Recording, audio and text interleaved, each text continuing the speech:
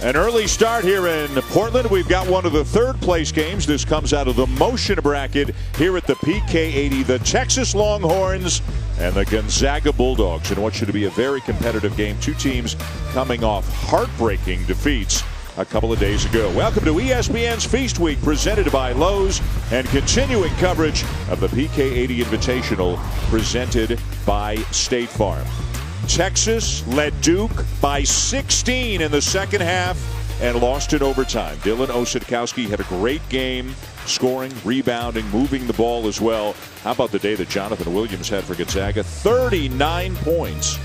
But the Zags lose in double overtime to the Florida Gators in their semifinals. So here's where we are right now with this game between Gonzaga and Texas. We'll have the championship game of this bracket later on tonight, 10:30 Eastern, 7:30 Pacific time for Portland, as number 1 Duke takes on number 7 Florida.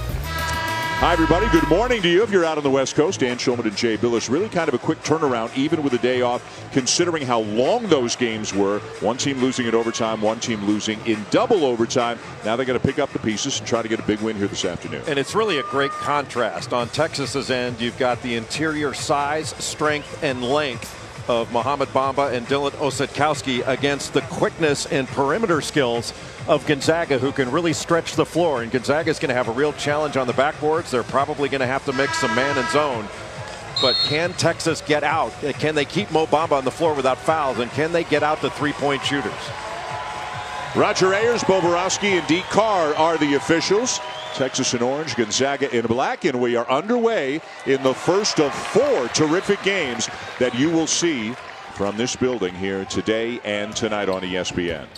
Dylan Osetkowski on Jonathan Williams. Williams had that 39 points against Florida in that double overtime. Just a fantastic game. Killian Tilly misses the 3. Gonzaga can stretch you out at basically every spot on the floor, and an early turnover committed by the Longhorns. Josh Perkins, he also had a terrific game. So many big numbers put up in that wild game against Florida. Got to be the game of the year so far in college basketball, don't you think? No question.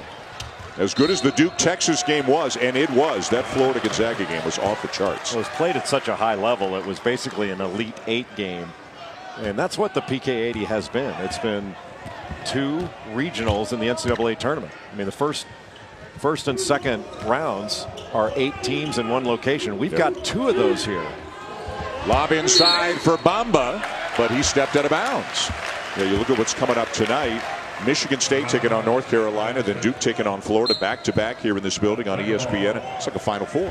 You will not see this kind of competition in one place anywhere else in the country, including the NCAA tournament. Mark Few, what a run he has had in Spokane. Of course, taking the Zags to the national championship game a year ago, where they were defeated by Carolina. Killy down to Williams. Can't get it up and over Bamba, and up and over the rim. And that length of Bamba coming into play early. Well, Killian Tilly is drawing Bamba away from the basket, but that was a really nice recovery. And so far, Jonathan Williams has missed 2 shots because of Bamba.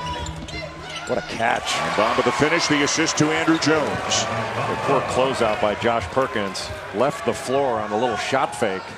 But that was an excellent catch by Bamba. Great hands.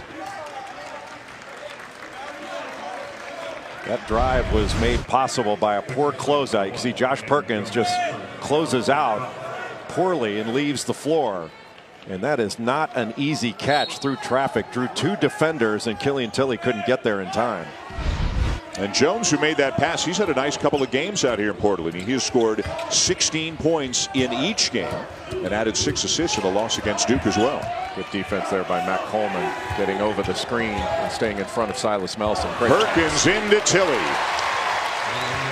Well, you have to put great pressure on the ball to take away vision, because Gonzaga's movement is excellent. They're big guys. They roll hard to the basket after they set a screen or slip it. One thing Texas does not do well is shoot the ball from the perimeter. Their guards much better at driving it than shooting it, and we see that there from Jones. Well, Silas Melson leaving the floor on a shot fake and opening up the drive. And away from the ball, a call going against the Zags. It'll be on Tilly. Shaka Smart in his 3rd year now down in Austin after a great run at VCU, including a trip to the Final Four. Shaka Smart and Mark Few buddies. They go back a few years when they coached together on a USA team under Billy Donovan down in Brazil, and each guy with a great mutual respect and affection for one another. There are a lot of great guys in the profession. These are two of the really good ones here in this game. Two of the very best guys, and there's nobody in the game better after at night to have a beer with than Mark Few, and you can have a protein shake anytime you want with Shaka Smart. Two of the best guys you'll ever meet. Osetkowski can shoot it. He'll drive it here, absorb the contact, and keep it alive. And then a turnover committed by Coleman, a rare turnover. He comes into the game today with 21 assists and 3 turnovers on the season.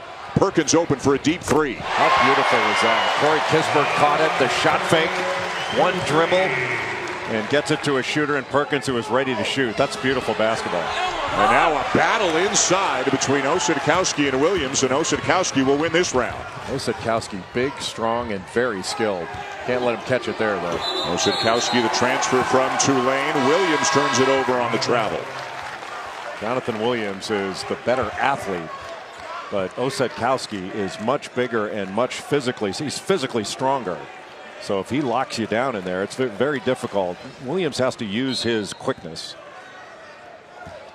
Osetkowski played 44 out of a possible 45 minutes in the game against Duke a couple of days ago. A lot of big minutes on both sides. Gonzaga with a shorter turnaround because their game on Friday was much later in the day than the Duke-Texas game was. Coleman for 3. Got it. Texas playing with a much better rhythm offensively. They went 4 of 23 against Duke from 3-point range, and a number of those were open shots. Good pass. Rui Hachimura in off the bench. Cannot finish for Gonzaga. Spectacular athlete in his second year in the Zags program. How about the step through? But unable to finish there was Kermit Roach, who finished impressively a number of times in the game against the Blue Devils. What, do you have 4 dunks in Friday's game? Perkins steps in, partially blocked. And we will step aside with our first media timeout. Texas with an early 4-point lead. We got a couple of championship games coming your way. We will preview them for you when we come back from this timeout. ESPN's exclusive presentation of college basketball is presented by State Farm. Talk to an agent today at 800 State Farm. And in part by One It All from Nike Basketball.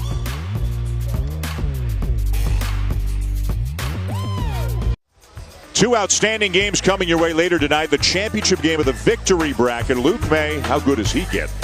Leading North Carolina against Cassius Winston and Michigan State. That is at 8:30 Eastern time. Those two teams will leave the floor, and then Duke and Florida will take the floor for the motion bracket championship game. Florida winning that spectacular double overtime game over Gonzaga. Duke needing overtime to beat Texas. Jalen Hudson had 35 for the Gators, and Marvin Bagley had a monster game, another monster game for the Blue Devils in their win over Texas. This is going to be all kinds of fun. Roxy Bernstein and Bill Walton will have the Carolina-Michigan State game for you.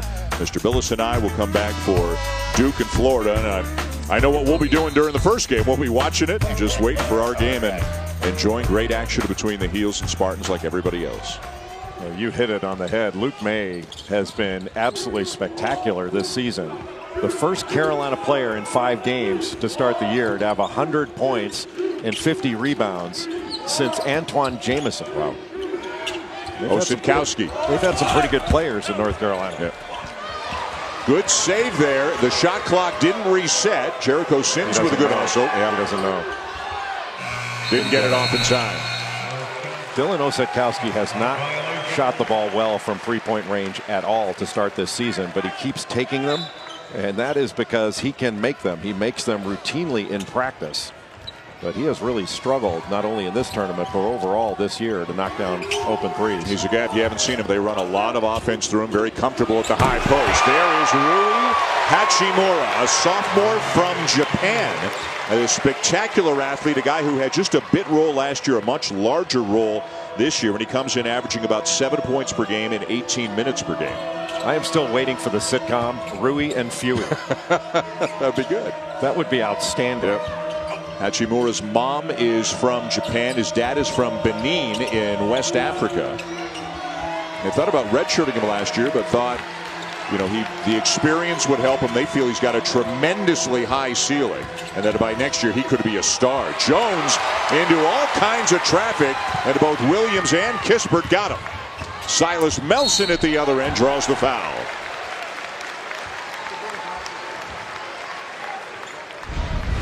Hachimura, as you mentioned, is a great athlete, and he's coming off the bench. He's one of the heirs apparent at Gonzaga, and they expect big things out of him, but Mark Few wants him to earn it, and he's going to have to earn it by coming off the bench and maturing into the quality player they believe that he can be.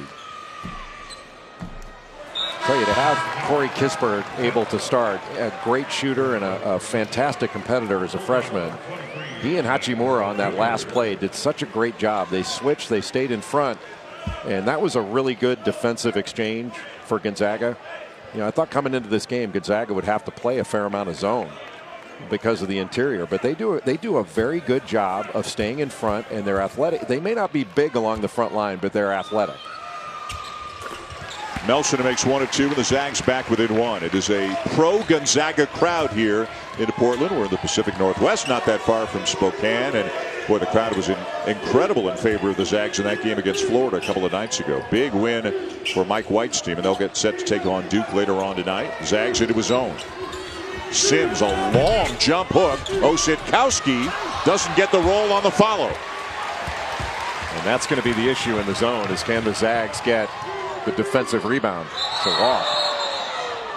Well, going to be a held ball, but the arrow will give it to Texas. Well, we talked about Hachimura, him coming and being from Japan. The Zags over the years have done such an incredible job with international players. They've got players from 10 different states within the U.S., but they've also got a number of international players, as is always the case. Killian Tilly is from France. Hachimura is from Japan, and a young man named Jakob Larsson is from Denmark. And that, I mean, every year they seem to have 2 or 3 really talented players from other countries. Well, Tommy Lloyd, one of Mark Few's great assistants, has done such an excellent job of finding players overseas with all his contracts. Mo Bamba doesn't have a shoe on. Coleman knocks down a 3. You're right. Where is it? And they're going to play on. He's only got 1 shoe on, and Williams, do they get it into him and see if he can take advantage? What kind of traction does he have on those socks? Yeah, put him right into a ball screen and see what he's got. If he blocks a shot with no shoe on. Melson travels. Where is the shoe? For somebody probably threw it off. There it is. That's a big shoe. How do these shoes come off? They got to tie those things. I mean, you've said never once in 4 years at Duke did you lose a shoe. Wow. Well, yeah, it just came out of it. I wasn't quick enough to step out of my own shoes. So he not only leaves his feet, he leaves his shoes sometimes. 4-point lead for Bamba and the Longhorns. Whoever comes out of here with a win today deserves some credit because of how heartbreaking those defeats were about 36 hours ago to very good teams, one in overtime, one in double overtime. Yeah, but after you lose a heartbreaker, it's so much better to play than to stew over it for a few days before you can play again. Jace Febres is into the game now for Texas, freshman from Houston. The first time we've seen him here at the PK80. Number 13 in orange and a very good outside shooter. Coleman with a floater, and the freshman from Norfolk, Virginia, has become really right out of the gate the starting point guard for Texas, an area in which they struggled last year. Did not have good point guard play a year ago. Well, they didn't have a point guard. There's an offensive foul. Zach Norvell. You know, Texas did such a great job on that last possession. They reversed the ball and then they attacked. They attacked a gap in between the top and the wing. Attack that gap. That means that Jonathan Williams has to come up. If he comes up, you dish it down. If not, you do exactly what Matt Coleman did there, and you shoot that little left-handed floater. And he is a lefty, but that's a terrific shot and a really good job of attacking a zone. You have to attack the gaps of the zone, make 2 play 1. And then you've got a great opportunity to get something good. Dribble penetration is so debilitating for a zone, and I'm not sure enough teams really use it. Gonzaga now back to man-to-man.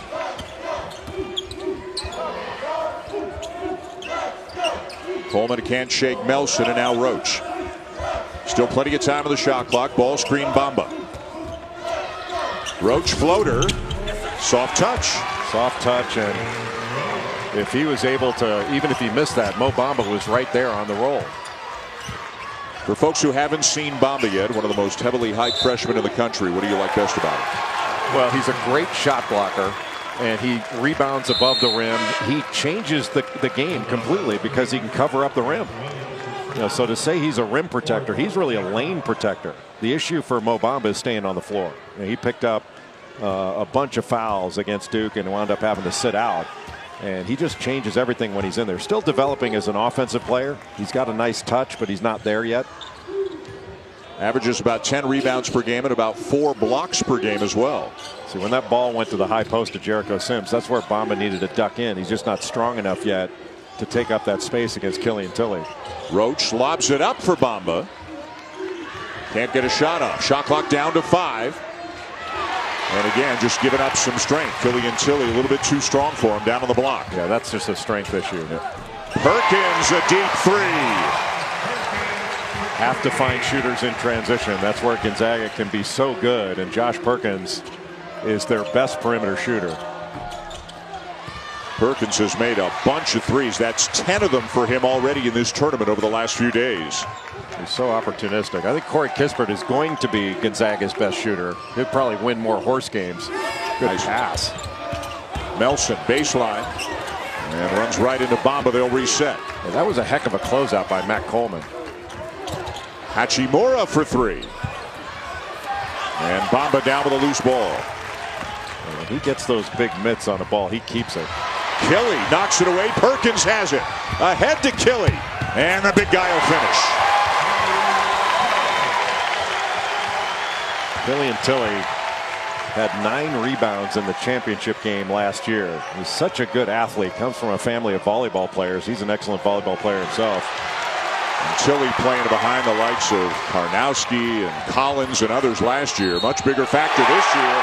How about the freshman Kispert finishing strong?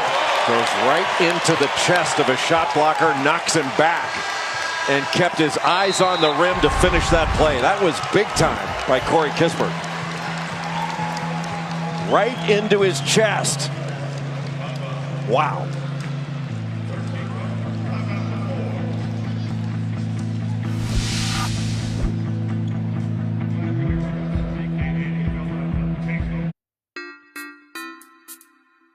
Sometimes folks get a crazy idea in their head and they can't let it go, when maybe they should.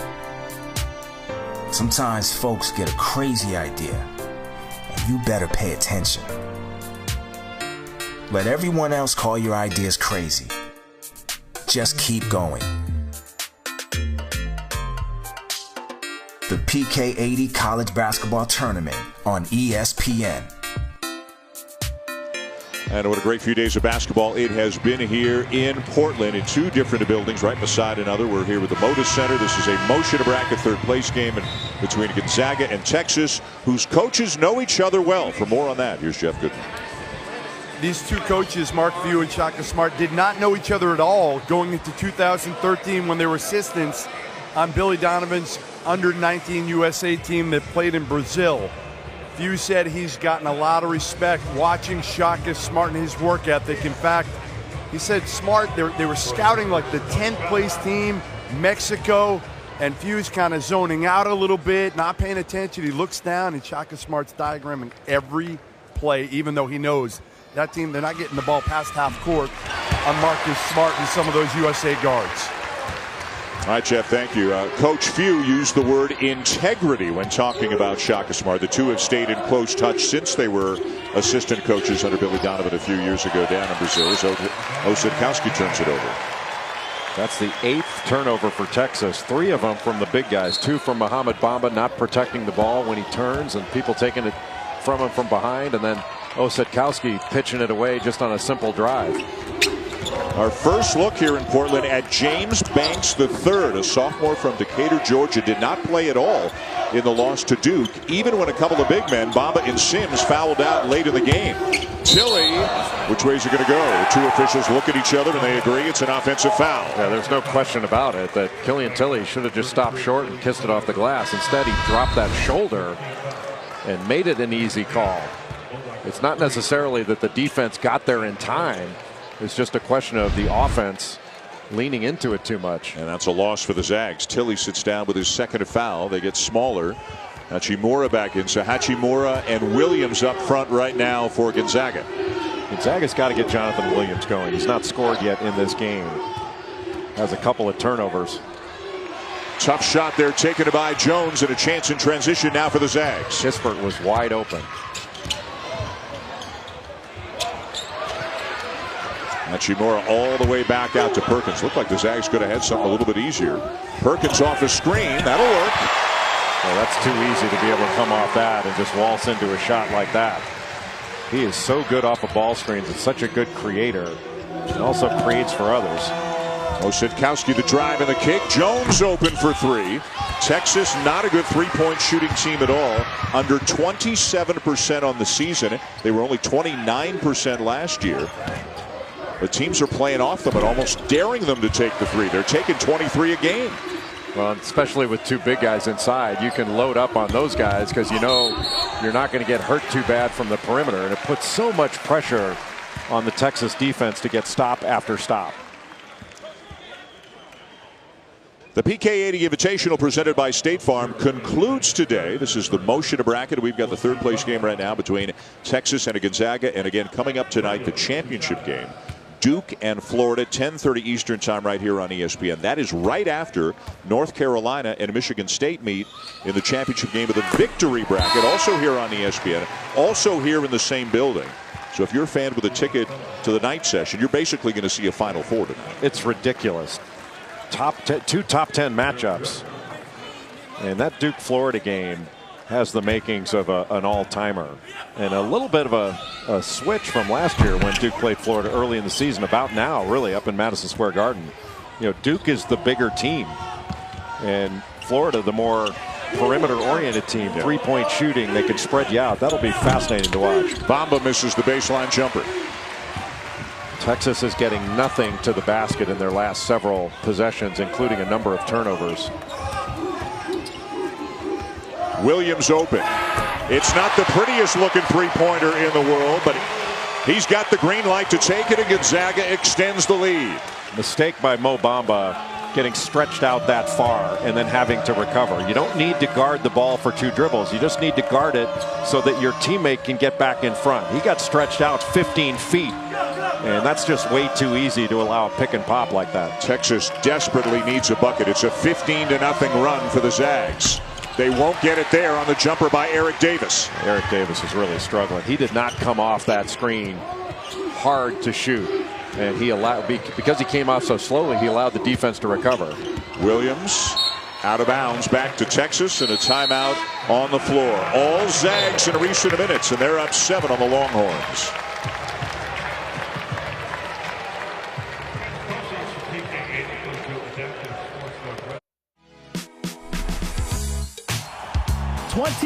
Teams, 14 matchups, all kinds of stars. That's absolutely beautiful. One challenge. The Big Ten ACC Challenge, tomorrow night. Yeah, we just keep rolling from Feast Week into the Big Ten ACC Challenge, which stretches out over 4 days this year. You saw the Monday games, big game Tuesday, Louisville and Purdue. How about the doubleheader on Wednesday with both North Carolina and Duke in action, and then what should be a great game Thursday between the Irish and Michigan State. Back here in Portland, Dan Schulman, Jay Billis, Jeff Goodman, Texas and Gonzaga, and the Zags at times very crisp offensively. They've done a good job. Now take a look at Mo Bamba here guarding the ball screen.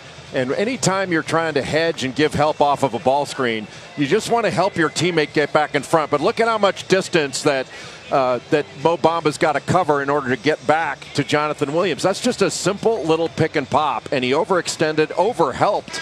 And Jonathan Williams now is getting going. That's the first shot he hit, and Shaka Smart letting his big guys know, one, they got to stop turning the ball over, and second, they got to be tougher on the defensive end. Texas shooting just 35%. It's a 15-0 run right now for the Zags. It's definitely going to be a better year for Texas than it was a year ago. The freshman Abamba, the transfer Ossetkowski, Coleman at the point. Some pretty high hopes for Texas, but offensively, Jay, sometimes they have to work so hard to get a good look because they just don't have enough good outside shooters. Well, they haven't been making their shots. I think they're a more capable shooting team this year than last year. It doesn't mean they're going to be the Golden State Warriors. No one's suggesting that. But one thing that Texas cannot do is turn the ball over at a high rate. They've got to get every possession so they can get second shots. Shots have to go up in order to get second shots. And so far, both Gonzaga and Texas have been turning it over at a crazy rate. Texas 7 turnovers, Gonzaga 9, 12.5 minutes into the game. Jones just inside the arc, too strong. And that was a wide open shot. And emblematic of the problems that Texas has had shooting the ball and the pressure it puts on their defense to get stop after stop. A 2-3 zone now for Texas, and that's awfully big in the middle with Mo Bamba. Norvell, and the lefty knocks down to 3, and they just keep on running. It's an 18-0 run right now for the Zags. You had better get a hand up. But you are not going to stop a run just by getting stops. You have to stop a run by scoring. Bamba with a jump hook. Rebound to Gonzaga.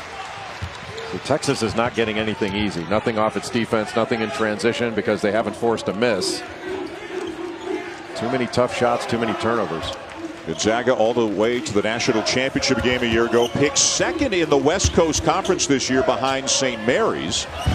Another one goes down. Off balance 3 for Perkins, who was pleading for a foul as well. Gonzaga they can score.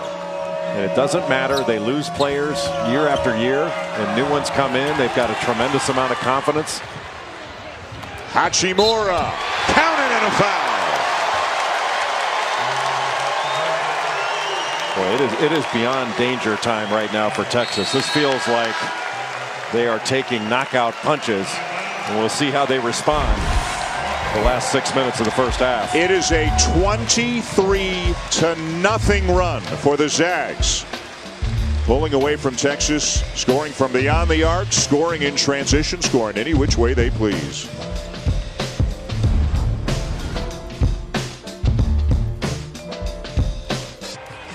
Happy Zags fans here at Portland, up early for this game. A 10 o'clock start locally here at the Moda Center. And how can you not be happy when your team goes on a 23-0 run to take a big lead over Texas? They've been happy for 20 years. That's true. They have missed the tournament for any of the last 19 seasons, 18 of them under Mark Few after their first Final Four last year.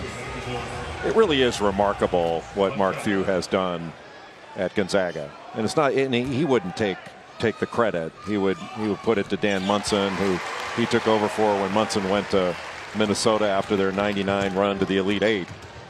But it's a remarkable program, just remarkable. Yeah. There are a handful of high-level programs in the country, as the drought is finally over. Roach with a 3, where teams never seem to get caught young. They have a culture, and it just keeps rolling year after year with the recruiting. They have players who stay for 3-4 years. They always seem older. Notre Dame is one of those programs. Gonzaga is one of those programs. I think Villanova is one of those programs where, those coaches have created such a rhythm and such a culture that it just keeps going year after year. Another turnover for Jonathan Williams. Well, I think your point about the culture is exactly right. And the players that Gonzaga has recruited have attracted players like them and personalities like them, going all the way back to Matt Santangelo and Blake Stepp and Casey Calvary, all those guys, back in the day that really were the founding fathers, if you will, of this program. And it's the family atmosphere they have, because all the former players seem like they moved back to Spokane. It's amazing. Their pickup games are pretty good. Yeah, they must be. Well, and every international player who decides to go to Gonzaga talks about the track record of success that Gonzaga has had with the prior international players and how comfortable those players felt in Spokane. Williams, who's a lefty, switches to the right, can't finish, and down with the rebound, Sims. Well, that was a shot changed by Mohamed Bamba, and that's why he has to stay on the floor. Jones fouled and will shoot 3 free throws. When you have a team that does not shoot well, and Texas does not shoot well, you close out short and get a hand up late. You don't want to allow the drive, but you certainly don't want to foul a poor shooting three-point shooting team and let them go to the free throw line with no defense. Now, Norvell saying he kicked his foot out, which some shooters do, but you still have to be wary. So Norvell unhappy. Jones at the line for 3. Jones entered his name into the NBA draft a year ago after his freshman season and was told it was in his best interest to go back to college and work in a number of things. A former McDonald's All-American. And he comes in the leading scorer on the young season for the Longhorns at better than 14 points per game. You know, it's funny, when you put your name in the draft and go to the draft combine, I don't think you have to be told. They know right away whether they can hang or not. And he was not ready. Gonzaga and Texas both turning it over a lot. Gonzaga actually turning it over more, but the Zags in a big run. They're shooting 58%. Texas shooting just 33% on the season. This is the third place game in the motion bracket with Florida and Duke to meet later on tonight in the championship game. As we get a look at Jacob Young, a sophomore from Houston. His dad, a very good player on the Phi Slamma Jamma teams at Houston back in the 80s. Nice long pass from Melson to Hachimura. That's how you get it done. Just a diagonal pass. That's way too easy if you're going to press. Roach inside, dumps it off and through the hands of Sims. It looks like he was kind of caught in between. Is he going to pass to me or do I go to the glass for a rebound? Well, Roach was, when he put the ball on the deck, everything right now for Texas, for the most part, except after the last time out where they had time to talk about it, has been off the first pass. And when you're attacking a defense off the first action, you're attacking a set defense. When Texas has moved the ball and moved the defense, they've had much better success in attacking it. Boy, Gonzaga breaks the press again with ease, but Bamba strips it away. It's not there. Pull it back out. But that's the presence of Mohamed Bamba. Texas's offense is slow right now. There's nothing quick to react to. Young, baseline, Coleman. Not there, but a weak side rebound for Williams. Boy, how good was Williams a couple of nights ago in that win against Florida? He's been great, period. Wide open. The freshman Kispert misses the 3. It'll be Gonzaga ball when we come back. The 17th ranked team of the country, the Gonzaga Bulldogs, playing in front of a lot of their fans here in the Pacific Northwest, and they've got a 13-point lead on the Longhorns. This team's picked second in its league. ESPN's exclusive presentation of college basketball is presented by State Farm. Talk to an agent today at 800-STATE-FARM. And in part by Lowe's. Hurry in today for huge savings on all things winter.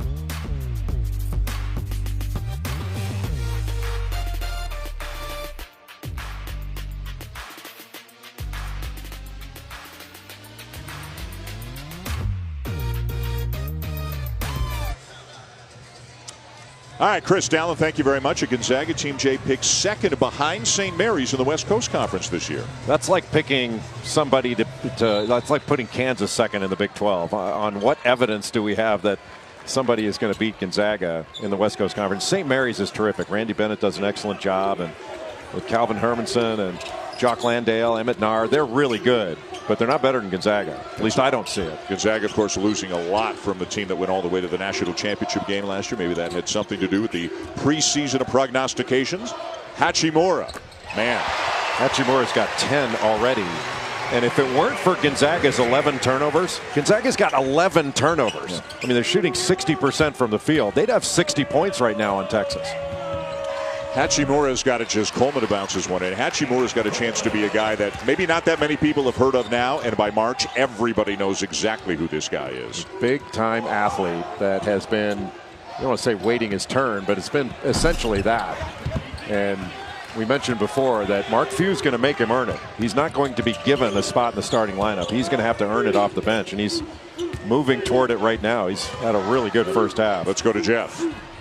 This is a game that the staff really felt that Rui would thrive in because Texas does play up and down. They're athletic. That's where Rui thrives. Also, it was interesting talking to his teammates about Rui. He's scared of everything. He's scared of heights. He's scared of the water. The only thing he's not scared of is spiders. He says if his teammates say if you try to kill a spider, Rui gets really upset. So, Jay, I don't know what you're most scared of, but I think you're better than Rui. Just don't kill a spider around him. I think Jay is most afraid of using the telestrator effectively at times, but other than that, I don't think you have any fears. If he's so afraid of heights, he should stop jumping so high. Yeah, he's got a lot of ability, and he's going to keep getting better. We get a look now at Jakob Larsson into the game for Gonzaga, redshirt freshman out of Denmark, 6'11", 230. Good ball movement and the corner three. Pretty offense there as Melson knocks it down, and he's playing in his hometown. He's from right here in Portland. Well, he needed that to go down. He was 6 of 22 in the PK80 coming into this game. And he's a guy whose role is changing this year. He's going from a glue guy to having to be a primetime performer. And Silas Melson's the best defender on the perimeter in this team. Deep one, Melson again, and Bamba the rebound. 40-23 Gonzaga after Texas led early 16-8. Bamba misses the long jumper. I know that's a shot that Mo Bamba can make. Dylan Osetkowski can make perimeter shots. But I'm not sure right now, off of one pass when they have been struggling to score, that's what they want to take. Look how the ball moves for Gonzaga, and then they get a shot that they want. Even that one was a little bit challenged, but they're moving the Texas defense all over the place. Yeah. Gonzaga a lot more passing, and Texas a lot more dribbling, right? A lot more dribbling and a lot more standing, and their cuts are not hard. They're not running hard into ball screens. That was good offense. Young from Coleman. Much better offense. They wind up getting an open shot in rhythm where Gonzaga couldn't recover. And I don't care how good your defense is. Good offense beats good defense every time. There has never been a shutout in basketball, no matter how good the defense is. If you run good offense, you can get good shots and get fouled. And Gonzaga getting good shots, moving the ball well in the half court. Also, though, getting out in transition here today. Well, they're getting out in transition largely because there's been poor offense run by Texas. And Texas has been turning the ball over. That has given advantage situations to Gonzaga, and they've taken advantage of it. Some quick shots, bad shots by Texas, and Corey Kispert finishing, going right into the chest of Mohamed Bamba, and Rui Hachimura getting to the rim with no resistance because Texas has been in scramble mode after not doing a good job in their half-court offense. Tomorrow, Monday Night Football comes your way. It'll be DeAndre Hopkins and the Texans taking on Joe Flacco and the Ravens. Monday Night Countdown kicks off our coverage at 6 Eastern Time here on ESPN. Pretty good time of year if you're a sports fan. You got college basketball firing on all cylinders. The NFL getting ready for the stretch run. I know you want to talk some college football after what happened yesterday. When does the NFL selection committee get together to decide who gets in the playoffs for the NFL? That's a good question. Because I think they should look at the poor strength of schedule of the New England Patriots, and I'm not sure the Patriots should make it.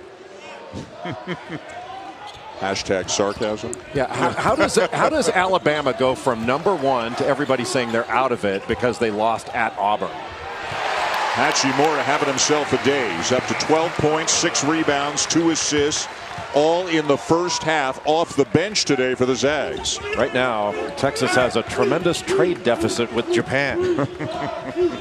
16-point lead, Zags, in large part due to the outstanding play of Hachimura. Step back 3, Young.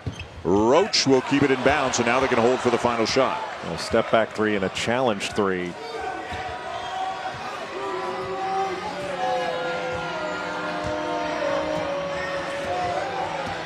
Got to get something going quick. You're not going to have a chance for an offensive rebound. Roach one-on-one with Larson, and Bamba slams it home just before the buzzer.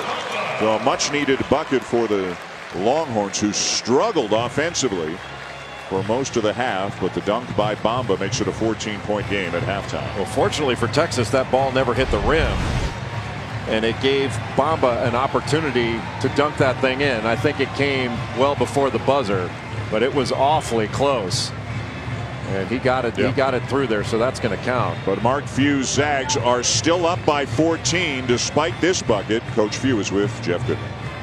Mark, slow start there at the beginning, then you go on a 24-0 run. What was the key to that? Started rebounding the ball, started playing much better defense. Our DER really dropped there. And then, again, just quit turning the ball over. We had way too many unforced errors that half. We got to clean that up, if we want to continue to stay in the lead here. Bill has said that if Rui keeps playing this way, they're going to have a sitcom, Rui and Fewy. What do you think of his performance? I don't know what to say to that. We might have to cast somebody else in the role of Fuey, but we'll work on that. He's got to like what he saw from Rui in the first half. 42-28 Zags. Time for the Alfa Romeo halftime report. Chris and Dallin in the studio.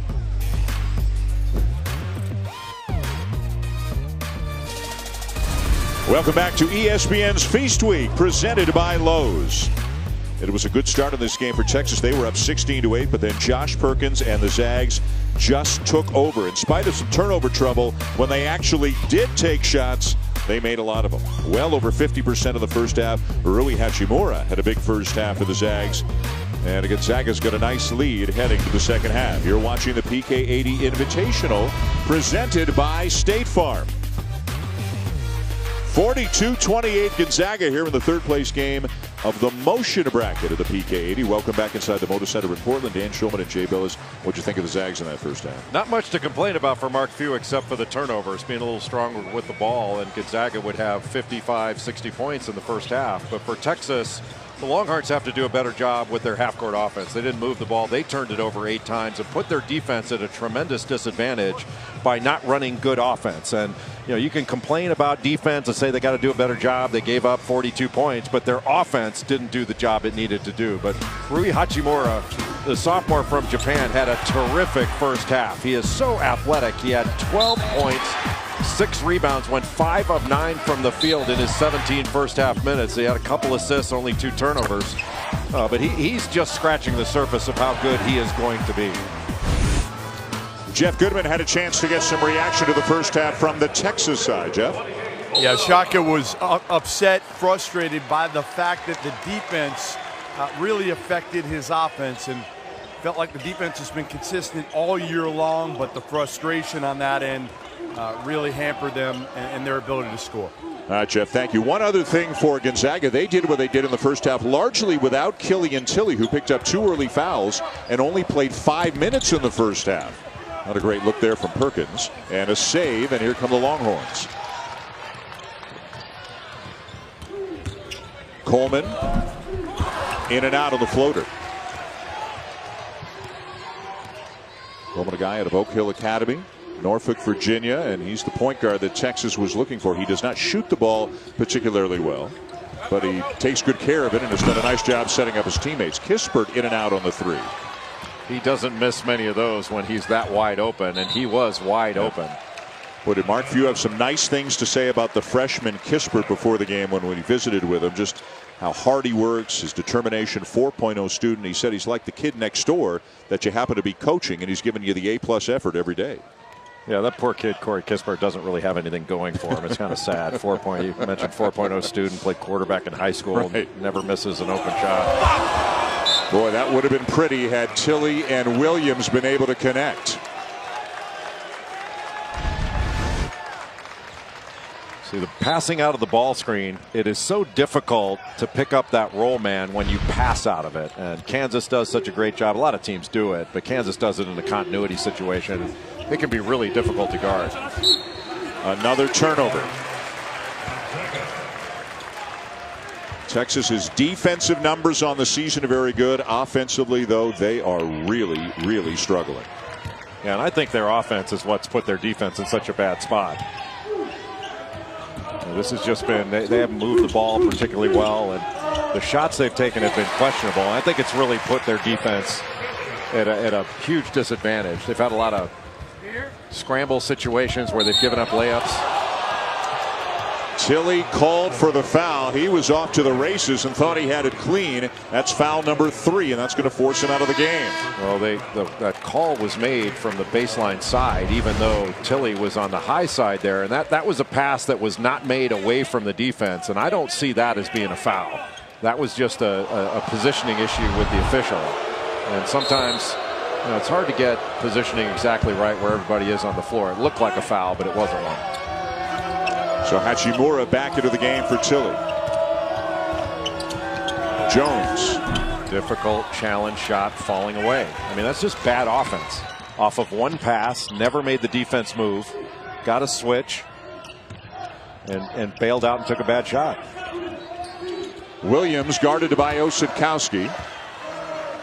And Perkins with the ball now has made 4 threes in 5 attempts. Made all 4 of them the first half. Bamba doing what Bamba does best. A rejection of the rim. Ossetkowski all the way. Offensive foul. Ossetkowski had Matt Coleman wide open on the left. All he had to do, a little bounce pass, and it would have been a layup. And he's a good passer. If Bamba underneath, I mean, there were just so many options, but he went right into a charge. I think that's the second charge that Melson has stepped in to take in this game. Again, the two-man game between Perkins and Hachimura. The two-man game was after a tremendous amount of movement. And then they attacked the defense.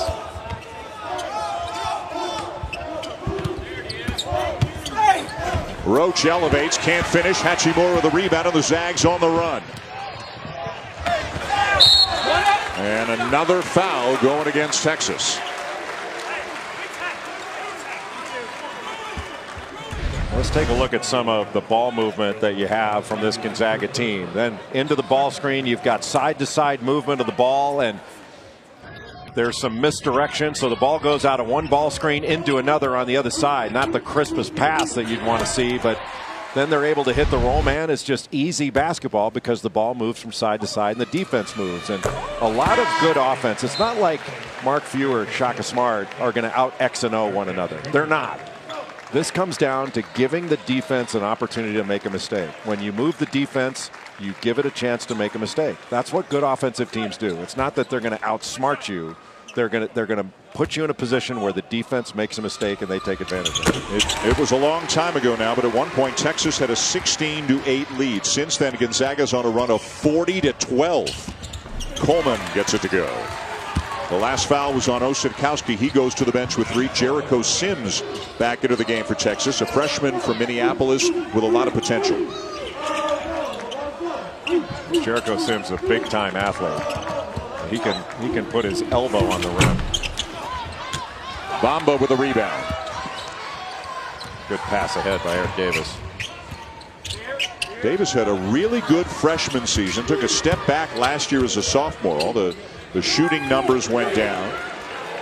Made 3 threes in their first game of the tournament here, but has not been able to find the range the last couple of games.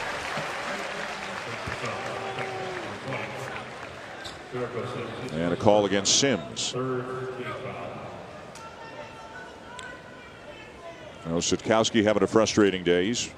He's on the bench right now with 3 fouls. Picked up 2 in a hurry. Remember the charge, and then had to go contest the shot of Hachimura at the other end. So he picked up 2 fouls in about 10 seconds. Boy, he had such a good day in the game against Duke. Wound up with 19 points, 7 rebounds, and 5 assists. And could have played much better. Same play. And Hachimura stays with it, but misses the follow. Sims down with a rebound. Impressive second jump. Just couldn't get it to go. Bamba with a catch in traffic, and he's fouled. Mo Bamba, top 5 incoming recruit this year, had his pick of so many different schools. We told the story in Texas's last game a couple of days ago. Was playing for Shaka Smart on an under-18 team down in Chile.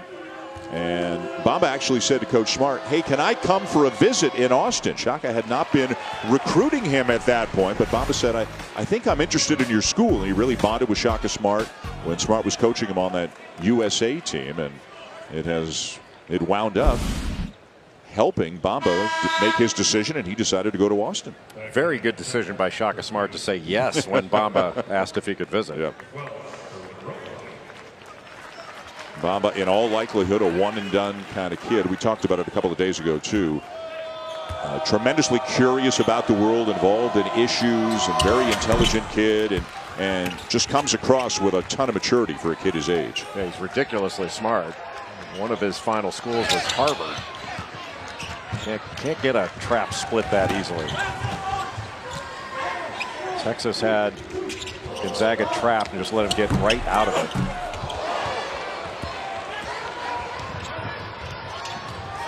Jones steps by Perkins and lays it in. Very athletic play by Andrew Jones. Good play by Jones. Really good play by Jericho Sims to get down the floor quickly, and he basically sealed off a defender. Came down for a rim run and a quick post. And that was really well done by Sims. And a timeout on the floor with 15:42 to go. Gonzaga still fairly comfortably in front. They're up by 15. ESPN's exclusive presentation of college basketball is brought to you by Lowe's. Hurry in today for huge savings on all things winter.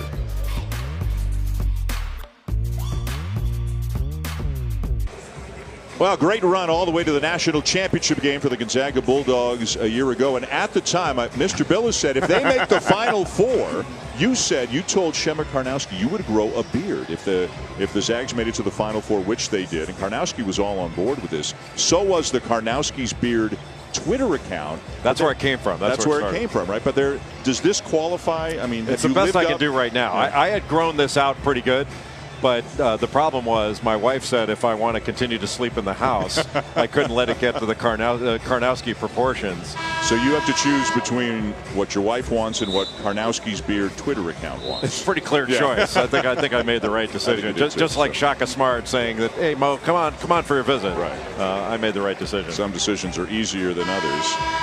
Shema Karnowski now playing overseas. What a good career he had there. And again, over the years, there have been so many interesting players, diverse abilities all over the world, tremendous talents with different skill sets playing for the Gonzaga Bulldogs, a program that has made it to the NCAA tournament 19 years in a row, the last 18 under Mark Few. And you haven't mentioned, I think it's been shown great restraint on your part, how many fantastic Canadians Mark Few has had in the Gonzaga program. Would you like to name them? I don't think I could. Kevin Kelly Olynyk would be one. Kevin Pangos would be another one. That's a pretty good place to start. Perkins having a big day for the Zags. Hachimura got his man in the air and finishes. Really good poise down in the post and showed some great strength. Thought Bamba would get there to try to block that from the weak side, but it's almost like he couldn't get there in time. Ball knocked away. Bamba's got it. Hachimura, by the way, has 16 of Gonzaga's last 21 points. Kispert might get a couple right here. Lays it in with a left hand. Nice reverse. That guy's just a freshman. I mean, he plays like a senior. He didn't rush it. Knew that he had a defender behind him, took it to the other side of the bucket, finished with the left hand, and he is built like a running back. Yeah. He's a freshman out of Edmonds, Washington. Chose Gonzaga over Notre Dame and Virginia.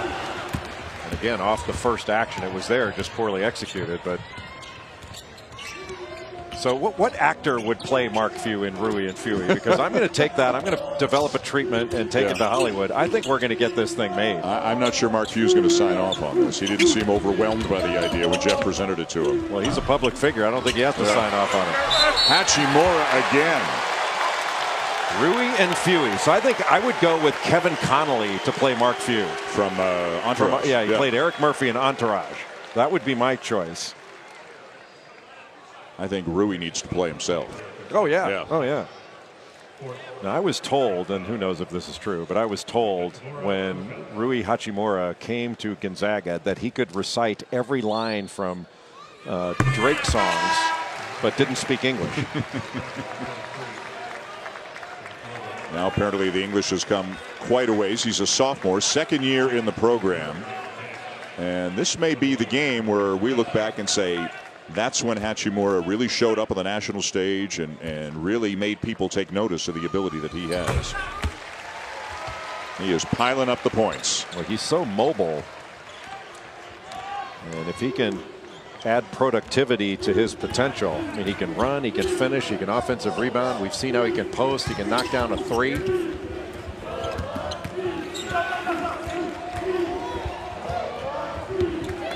Hachimura productive today, to say the least. 20 points in 21 minutes. Osetkowski not there with the three. And follow tip is good. I think it was Febris who got in there on the weak side. There have not been many second chance opportunities for Texas in this game. Gonzaga has done a very, very nice job of limiting Texas to one shot for the most part. Hachimura again. Good ball movement. Isn't that beautiful? And Kispert got a clean look, missed the three. It is. We were talking about halftime. If you had a way of, if we had been on this, counting the passes between the two teams and the dribbles between the two teams, it feels like Gonzaga has made way more passes, Osakowski with the follow, and Texas has done a lot more dribbling. Yeah, there's no question about it. And I know that Shaka Smart was not happy with his defense in the first half, but his defense was far better than his team's offense. And Texas is capable. Like, I think Texas is going to be very good through the course of the season. But they're not going to be able to do it by making individual plays. They're going to have to do it by playing 5 as 1 on the offensive end. They got an interesting game coming up. Will be a very interesting night for Shaka Smart. Texas is at VCU in about a week and a half. A game you can see on ESPN2 as he goes back to where he had so much success. Well, despite Dylan Osetkowski, Texas will lose the hair battle in that one. Yes. Coleman knocks down a three. And they got it down to 14.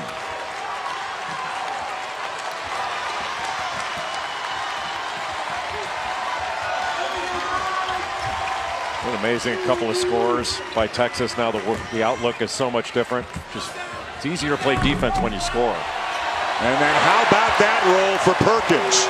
You could see the smile on his face even with the mouth guard hanging out as he made his way back up the floor.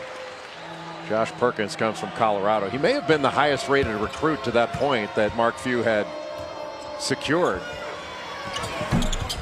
Febrisno. Well, Perkins just in complete control of his team's offense when he's in the game. Everything starts with him. Williams trying to muscle his way inside. He is fouled. Timeout on the floor. Gonzaga in the third place game of the Motion bracket here in Portland, leading Texas 57-40.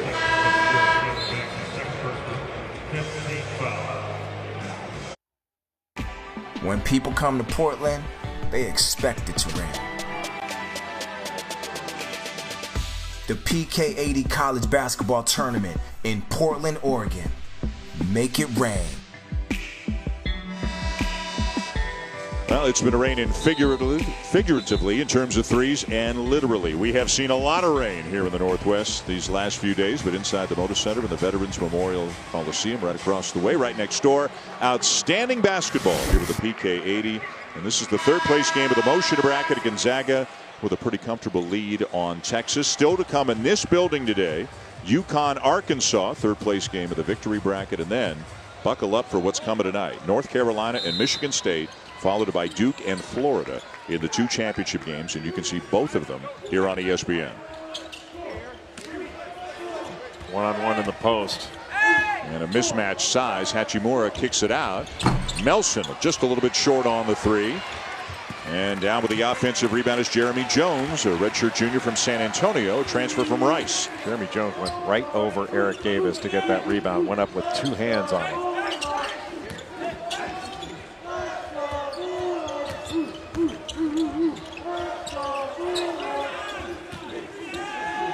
Norvell back to Melson. Tilly's got a mismatch. Texas is switching everything. Tilly misses the three. Tipped, but out of bounds by Norvell, and it'll go over to the Longhorns. Tonight at 1 o'clock Eastern Time, 10 p.m. Pacific after Duke, Florida. Wrap up your weekend with SportsCenter. We'll take a closer look at the marquee matchup of Week 12 between the Saints and Rams. Why this season might be Tom Brady's most impressive yet. And, of course, Marvin Bagley III headlining so much great college basketball talent that you can see all day long here on ESPN. I've been getting some suggestions for casting in my new production of Rui and Fewy. And several have said that Kevin Bacon should play Mark Few. That's got some promise to it. In the production. Yeah. Got one who said that Tim Kirkjian should play the role of Mark Few. Yeah, but that was Tim Kirkjian who sent him who sent that in, wasn't it? He'd have to work on his voice. Offensive foul on Hachimura. I don't know, by episode 3, Few'd be hoarse anyways. You wouldn't be able to hear him. If we had some kind of a competition between coaches who go hoarse during a game, I mean, both Few and Smart, both of these coaches are 1 seeds.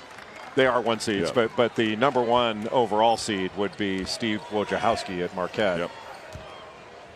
he's hoarse after the first 5 minutes on October 15th. Yeah, I think Sean Miller could be a 1 seed in that competition too. But boy, did they have a tough time this week down at Atlantis, down in the Bahamas. Arizona, which came in the second-ranked team of the country, lost 3 games in 3 days down at Atlantis. And when the rankings come out tomorrow, I mean, who knows? They might fall right out of the top 25. Really hard to explain. And it's not like they were beaten by, they played in this tournament where they were beaten by top 10 teams.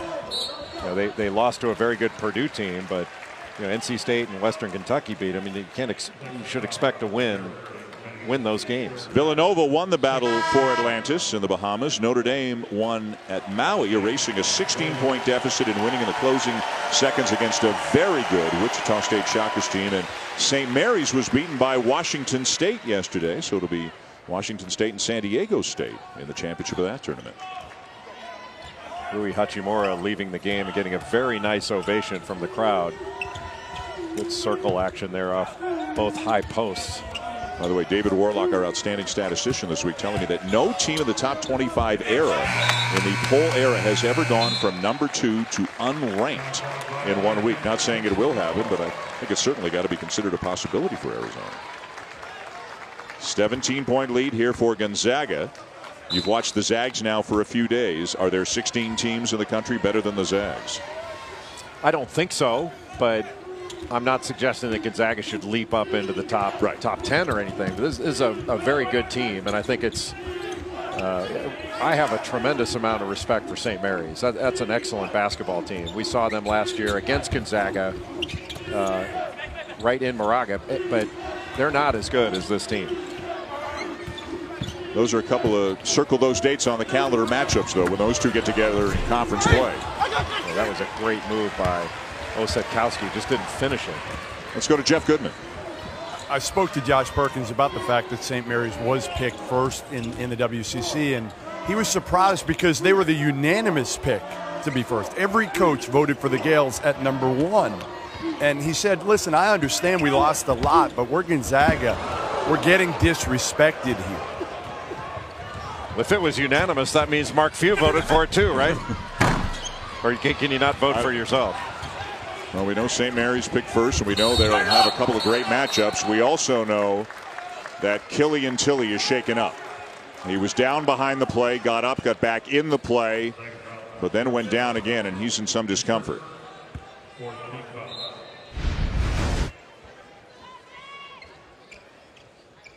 Ooh, got the heel of his shoe caught in the jersey of the Texas defender and then hit the floor hard. That's not something you see every day. Wow.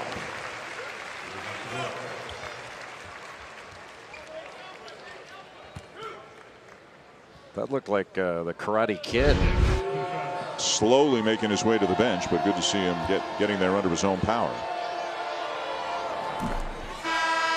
Davis at the line for the Longhorns, and Tilly is going to head back into the locker room. Third game in 4 days for all the teams here in Portland this week. Eric Davis came in with a tremendous amount of swagger as a player, really confident offensive player, and he needs to get back to that for Texas because he may be the primary guy for Texas to be able to knock down perimeter shots. A heck of a catch by Jonathan Williams, walking the tightrope, not falling out of bounds.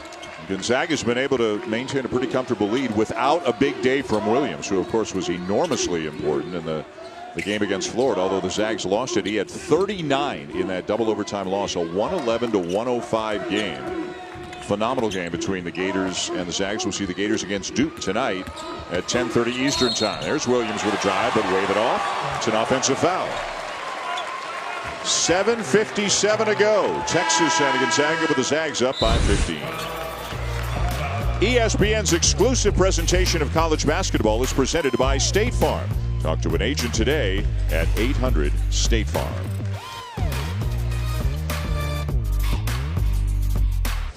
It has been an incredible run for Mark Few in Spokane. 18 years, 18 NCAA tournaments, 6 times with a seed of 3 or higher in the NCAA tournament. Last year, the program's first Final Four, they got to the national championship game. Actually had a lead with a couple of minutes left against North Carolina before the Tar Heels rallied to win the national championship. And a guy who's had numerous opportunities to go to other programs, so-called quote-unquote bigger name programs, but he sees no reason to ever leave Spokane. Well, Mark Few is going to the Naismith Basketball Hall of Fame. There's no question about it. And he is every bit the coach as any Hall of Famer. Just an amazing career.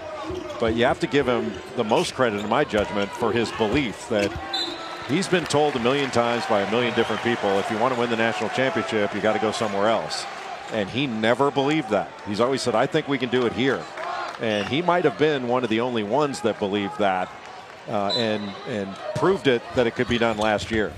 And I don't think most people realize how difficult it is to win at the level that Gonzaga has won over the last 18 years. I mean, Butler did it for a few years. Wichita State has done it for a few years. But outside of the big shots that have the incredible resources in the Power 5 conferences, nobody has sniffed what Gonzaga has done. It's one of the truly remarkable achievements in the history of college basketball. And many, many years of playing anybody, anywhere, anytime, just to get that strength of schedule, RPI up, to try to play as much high caliber competition early in the season as they could, because top to bottom the West Coast Conference is not the Big 10, the Big 12, the ACC, or anything like that. I tell you what's going to be fun, and you and I are lucky enough to be there a week from Tuesday, the Jimmy V in New York. The first game, Gonzaga and Villanova. How much fun does that sound? That'll be fantastic. And yet another great guy on the sideline at Jay Wright, who is as good a guy as anybody in college basketball. But right now, Dan, so Gonzaga in the second half is shooting 29%. They're 5 of 17. And Texas is down 15. That shows you it doesn't matter how good their defense is. They have to be able to score. You know, you can't get enough stops to win a game.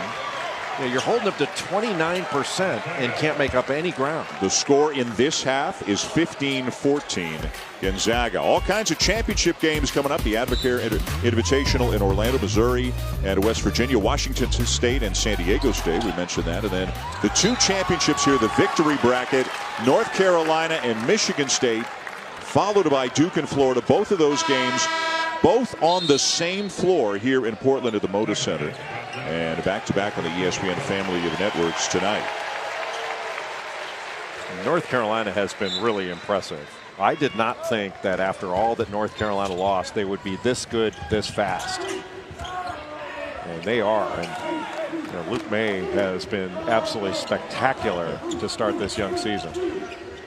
What was the stat? Give it again. 100 points, 50 rebounds in 5 games. 100 points, 50 rebounds the first 5 games. That's obviously 20 points, 10 rebounds a game. Last Carolina player to do that the first 5 games is Antoine Jamison.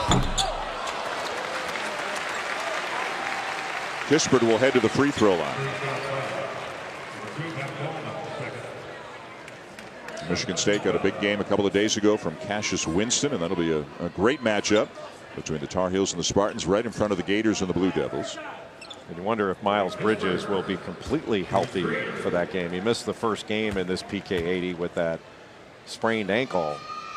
And Matt McQuaid came into that game and wound up with 20 points against DePaul. Did a really good job. And speaking of Michigan State, the AD, Mark Hollis, who's a very creative guy, always trying to further the sport and come up with new ideas.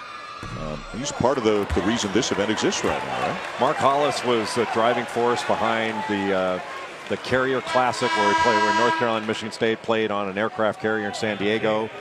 He's got a ton of ideas, and this was part his brainchild. And I think he's cooking up an idea to have a 16-team tournament on the International Space Station. He cooked up an idea to have North Carolina and Michigan State play at Ford Field. Yes. So I mean, he's got a bunch of these. Yeah. It's like a mad scientist for matchups. Well, you've got an athletic director who comes up with all kinds of great ideas, and a head coach who's willing to do them too. That's part of the equation. Is that Tom Izzo has been so great about taking his team to so many different venues for so many different events. Goodwin Roach has had some really nice moments in this PK80. He got a bunch of big dunks against Duke. Overtime win for the Blue Devils over Texas after the Longhorns led by 16 in the second half. Yeah, I think Texas will look back at that game as an unbelievable missed opportunity, that it was right on their racket. And they made some mistakes down the stretch, and you give a ton of credit to Duke for that great comeback, but Texas helped them a bit. Jones knocks down a three, and the Longhorns slowly but surely creeping back into it. Mark Few not so happy. He's going to use a timeout with 5:23 to go. Texas has clamped down on defense, and they're starting to knock down a shot here and there. Not out of it yet.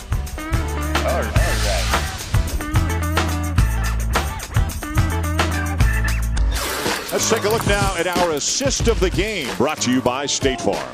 Well, Gonzaga with the great ball movement off this ball screen continuity from side to side, then running right into another ball screen, and they pick up the roll man. Texas unable to get there in time. But Gonzaga has not run great offense in the second half, and Texas's defense has been much better. But Texas hasn't been able to make up much ground because Texas's offense has not been substantially better in the second half than it was in the first. But Texas has received a very good ball game from Matt Coleman, the freshman, who's had 15 points in this game to this point. He's a difference maker for this team because he can help create for others, take the ball handling responsibilities off of the shoulders of others. So guys like Kerwin Roach, Andrew Jones, Eric Davis, those guys can hunt their shot. And Texas with a little pressure here. They're down 11 with 5:20 to go. Well, Gonzaga needs to do a better job of attacking this. Osetkowski with a steal and a lay-in. It's down to 9. Gonzaga's catching the ball in bad spots where they can get trapped and they can give that ball up. They got to be much stronger. Another turnover, and Osetkowski heading to the free throw line. Here comes some havoc. Mark Few telling his team to calm down. You know, in a way, they've been a little bit too calm. Picking your dribble up and trying to get around a bigger guy, gets it knocked away. And this is just a poor pass. Anytime, you can run the baseline there, and trying to make that pass diagonally, run the baseline and then shorten the distance so you can make that pass. Boy, and all of a sudden the entire tone of this game has changed in just the last couple of minutes. Still a long way to go. 2 shots coming for Osetkowski. He came out of high school, had only one Division I offer. That was to Tulane. Went there for a couple of years. Decided to transfer and chose Texas over Arizona. That's how far he has come. Just got a great feel for the game. He's really the offensive engine in a way for Texas because they can play through him. When he has the ball in his hands as a big guy, he can deliver. And he's still staying on the ball. 7 very quick points here for the Longhorns. An 18-4 run if you go back longer than that.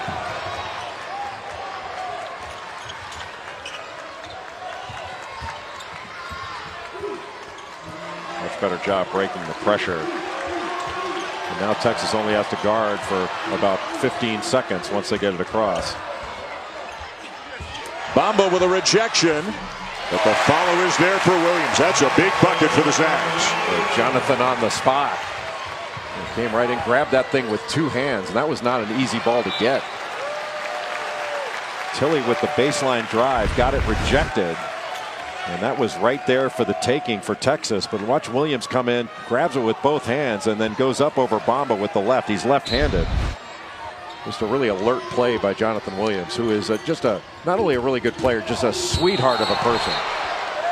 Which way is this call going to go? It's going against Osetkowski. Yeah, they lowered that shoulder, and Williams took the charge. Roger Ayers went down too. That was pretty good by Ayers. Yep. He was able to call that charge while he was on the floor. From the seat of his pants. Because he fell down, it took a second. Look to the right of your screen. There's Ayers. Oh, man, that's fantastic. All in the line of duty. 4th foul on Osetkowski. Williams, Jonathan Williams, they're talking about what a great young man he is. Yeah, he's like a comic book fan. He started out at Missouri from Memphis, and so he's big into comic books. And Mark Few says he's got like a Forrest Gump type of wisdom about him. But just a great kid. Call him a kid, he's a man, but he's a terrific young man.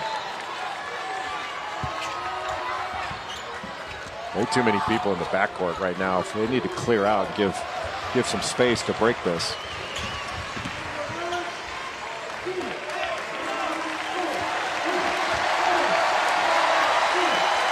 Gonzaga crowd here in Portland appreciating the effort and the ability for them to get the ball over after struggling with the press for a couple of times. Still got 6 seconds now. Jonathan Williams taking Mo Bamba away from the basket. Tipped away. It'll stay with Gonzaga, but there are only 2 seconds on the shot clock. Time out of the floor. 4 minutes to go. Gonzaga ball up by 9.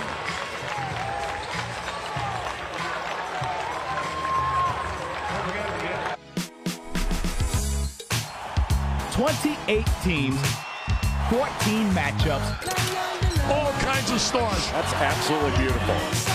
One challenge. The Big Ten ACC Challenge, tomorrow night. That's right. It starts tomorrow, stretches right through Thursday. Maryland, Syracuse in the first game that you'll see. And how about the games coming up later on in the week? Louisville, Purdue. Carolina's home to Michigan. Duke is at Indiana, and then Notre Dame and Michigan State in what should be a great game Thursday night. Another one of the great early season events that has been so much fun for college basketball fans over the years. With the shot clock running down, Williams comes up empty. A shot clock violation. That is the 20th turnover committed by Gonzaga in this game. That's a season high. And a ton of them have come from their big guys. Jonathan Williams has 6. Killian Tilly has 5. Rui Hachimura has 3.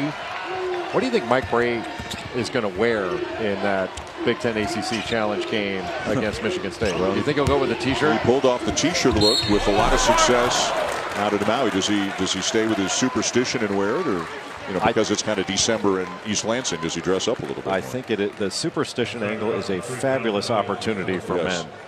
Like Mike Brey owes this to all of us to wear a T-shirt during that game and use the superstition angle, whatever it takes, so that we can get out of suits during basketball games. So you're hoping he'll use the platform that he has to lower the dress standards for all of us in college basketball going forward. I think we deserve a lowering of standards.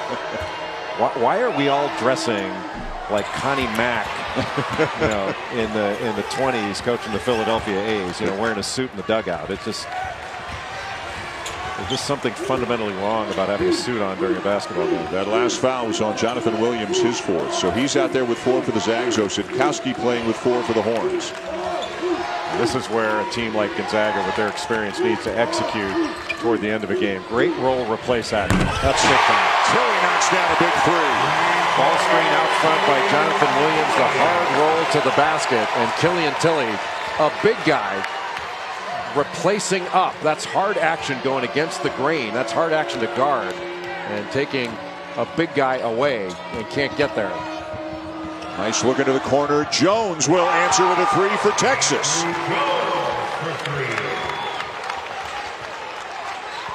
One thing Gonzaga's going to have to do is work on its press break. They're not deep enough. Everybody's inside the top of the key.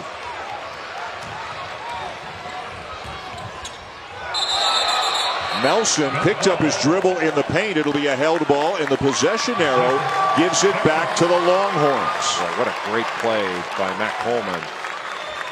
Let's take a look at this ball screen action. So the ball screen out top and the roll. And then Killian Tilly comes up from the baseline. Dylan Osadkowski couldn't get there in time because he's worried about picking up the roll. He helped with the roll and helped Mo Bamba. Then he couldn't get out to the shooter and Killian Tilly. And Tilly does a really good job of knocking down perimeter shots, can really stretch a defense. He was 2 of 3 from three-point range against Florida. Yeah, a guy who would have played a whole lot more than he did last year on just about any other team in the country, but there were so many talented front court players ahead of him. Osadkowski with a left hand. Down to 6. Osadkowski just bigger and stronger. That's where they need to go, is over the top. And a steal. Coleman shovel pass Jones. It's a 4-point game, and Mark Few needs another timeout. Well, havoc is wreaking havoc on Gonzaga. Give credit to Texas in this outstanding pressure. But it is combined with Gonzaga not doing a very good job. When Killian Tilly caught that ball, catch it, face the defense, and make a play. You don't have to catch and dribble. Big guy catching and dribble. No wonder he's turning it over like crazy. But you catch the ball that deep in the post with that kind of angle. And Osetkowski can go with a right-hand hook or a left-hand hook over his right shoulder. But Tilly, when he caught that ball, there's no reason for him to be dribbling down the sideline. Just catch it, let your teammates run down the middle, and hit somebody with the pass. You put the ball on the deck, and it is advantage Texas. All kinds of action coming your way later on today and tonight on the ESPN family of networks. If you're liking this one, there's a lot more good stuff still to come. Championships from these Feast Week events down in Orlando, Missouri, taking on West Virginia, the Wooden Legacy, Washington State, San Diego State, and then the 2 bracket championships here tonight on ESPN on the same floor, one after the other. Michigan State, North Carolina, then Florida and Duke. Jeff Goodman, what do you got? Completely different feel in the Texas huddle right now. They've got that swagger, that confidence. You can see it. Shaka Smart telling them, just keep going hard, apply the pressure. A 7-0 run in the last 50 seconds, a 26-9 run going back over 11 minutes to make this a much closer game. Down to 4 when Gonzaga led by as many as 21 earlier this half. Well, this is really just about Texas's full court pressure. And Texas can guard. They can guard in the half court, they can guard in the full court. You add in better offense, and this is going to be a very good team. Osetkowski knocks it away again, and it's another turnover. Well, Gonzaga has not been strong with the ball. These are veteran guards, too, that the Zags have out there. This is very good pressure put on by Texas, but there's no way that a veteran guard should be picking the ball up. When you back dribble and attack. You don't back dribble and pick your dribble up and allow yourself to get trapped. That's uncharacteristic of a guard the caliber of Josh Perkins. 23 turnovers in the game. Remember, Mark Few said to Jeff Goodman coming off the court at halftime that, quote, we need to clean it up a little bit with the turnovers if we want to continue to lead. And it continues to be a big problem for them. When they haven't turned it over, they've moved the ball well. They've gotten good looks. They've knocked down the shots. But turnovers a huge issue for the Zags. A little more forced in the second half. A lot of unforced turnovers in the first. And there is an unforced turnover, potentially very costly on Texas. And how about the adjustment by Roger Ayers there, not going down? The first couple calls ago, he went down. Look at the adjustment here, right there on the play, and doesn't go down. Quality officiating. Gamer. Boborowski trying to keep Osetkowski a reasonable distance away from the sideline. Osetkowski has been a real thorn in the side of the Zags at the head of that press. And nobody's making themselves available in the middle. Everybody's just hiding. And this is going to be a big focus of improvement for Gonzaga, who is working on breaking pressure. Because if you can't handle it better than this, you're going to be inviting pressure the rest of the year. 5 to shoot. Williams bounce pass inside, got it back, rejected by Bamba.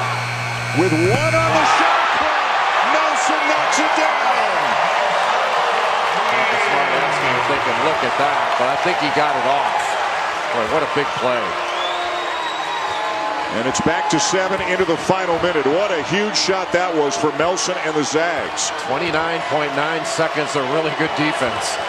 Texas needs a quick score. They're using up valuable time. They'll get the bucket to make it a 5-point game. And then we got a timeout.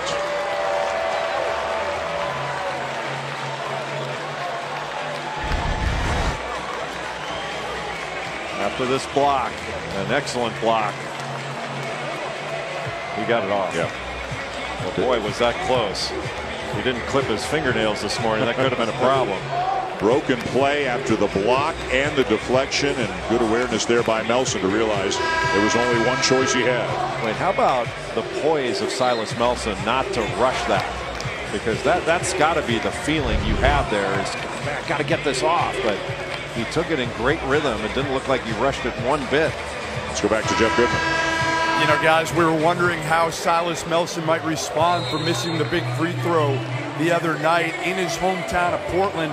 Hits the big shot. Mark Few told us before the game wasn't really worried about Melson's psyche. No, certainly didn't have any concerns on that shot right there. Sometimes you make the best play when you don't have a chance to consider any other alternative. And Melson had no other alternative in that moment. Well, he's a gamer. He's been a little bit streaky during the course of his career, but he's been such a great playmaker, and now he's a top guy, going from role player to a guy who's got to be more of a star player for Gonzaga. So 39.6 seconds left in regulation, a 5-point lead for the Zags. Just about making yourself available, catch, face the defense, and make a play. Nice play there. Tilly's going to dribble it over, find Williams, and now Texas has to foul. Jonathan Williams, not a great free throw shooter. 59% on the season coming into the game today, 1 for 2 this afternoon. His team foul number 9, so it's 1 and 1 for Williams.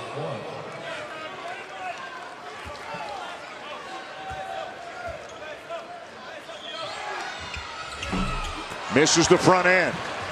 I'll try to get to the rim here. Jones will, but he got pushed.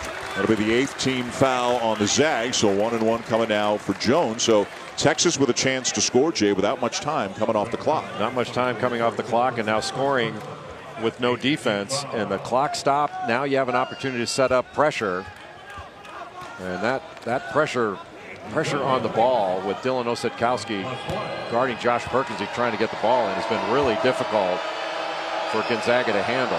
And Jones, a good free throw shooter. He's shooting about 80% on the year. Want to say something about the announcer curse? I think you've handled that. I think you've backed that up enough times already this week. This would make it a 1-possession game.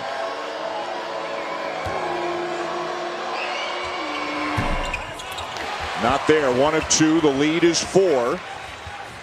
And who do they want to foul, or will they even have a choice? How quickly will they do it? Now over the top to Tilly.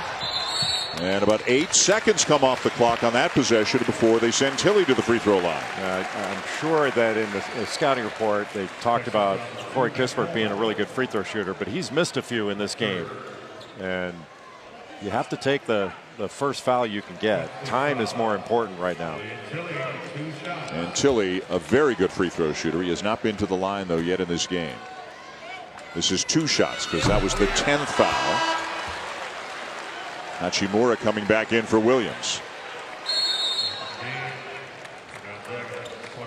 And we will have a timeout with 1 more free throw still to come, and the Zags just trying to hang on and win this 3rd place game. 66-62, they are leading. They've had their ups and the downs, but a lot of the best moments we have seen from the Zags today have come from Josh Perkins. Well, Josh Perkins is such a good player. He's another guy that needs to convert from more of a role player and a supporting player, although a guy could get you 20 in any game, to really being the main guy. He can create his own. He can create for others. An excellent shooter, especially off ball screens. And he's just got the ability to catch and shoot. I'm a huge fan of his, both as a player and a leader. He's doing a better job this year as a leader. But right now for Texas, make or miss on this free throw, it's a 2-possession game. And it's important for Texas. They need to get to the rim and try to extend this game, have an opportunity to get fouled, but get something easy rather than come down, take a 3 where the game could be over. And they're not a great 3-point shooting team. But if you attack the rim, you draw the defense, then you can kick it out for a step-in 3. But I think attacking the rim is job number 1 for Texas. And we saw the Zags with all kinds of turnover trouble against the Texas press. That is a big reason why the Longhorns have been able to get back into this game.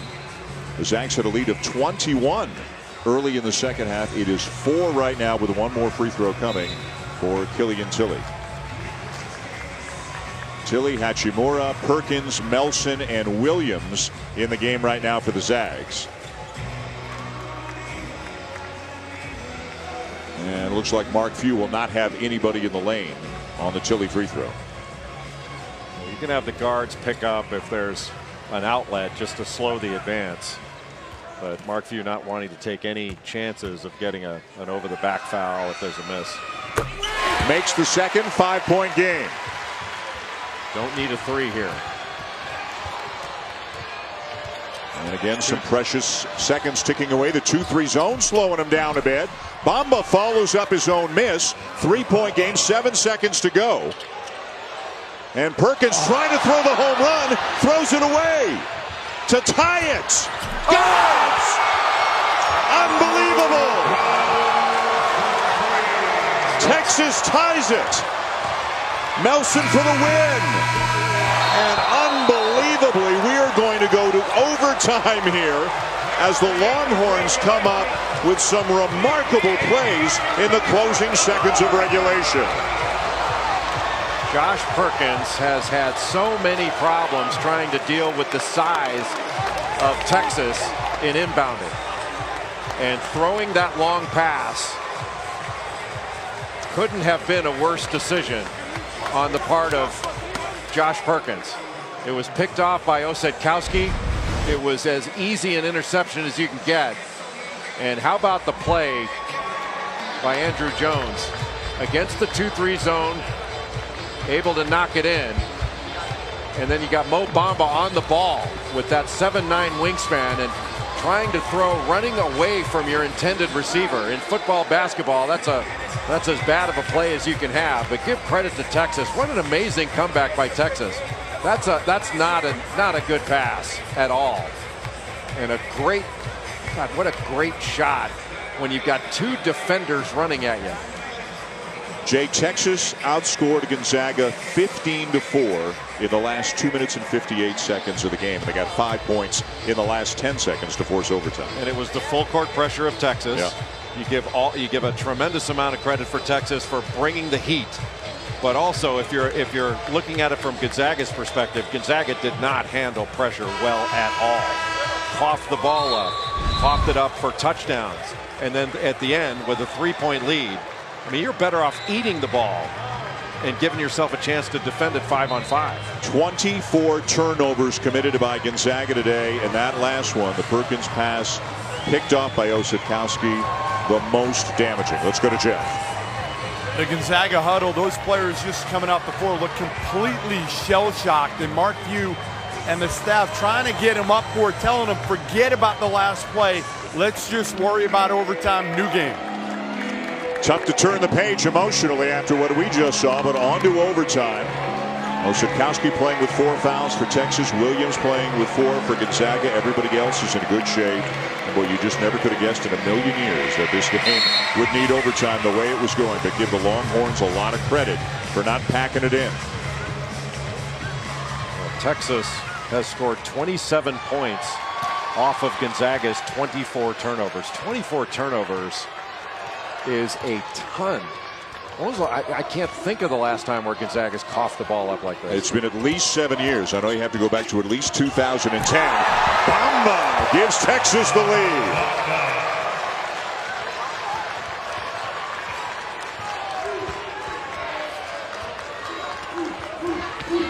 For the first time today, we can say now it's a chance to see how Gonzaga will respond. They seemed in control of this game for most of the afternoon. They were in complete control of it. And it was the full court press that got Texas back in it. First lead since the first half for the Longhorns. Williams. Rebound Texas. Coleman's played a really good game for the Longhorns. The freshman out of Norfolk. He's got 17 points and 4 assists. And they execute in the half court. We know they can score off turnovers. Ball was deflected by Perkins, so that is not an over and a back. That's a change. That's a change this year. If Perkins deflects it, even if it then hits the fingers of Coleman, it is not an over and back. The defender deflects it first. Perkins was arguing, but that was the right call. A fresh 30 after the offensive rebound.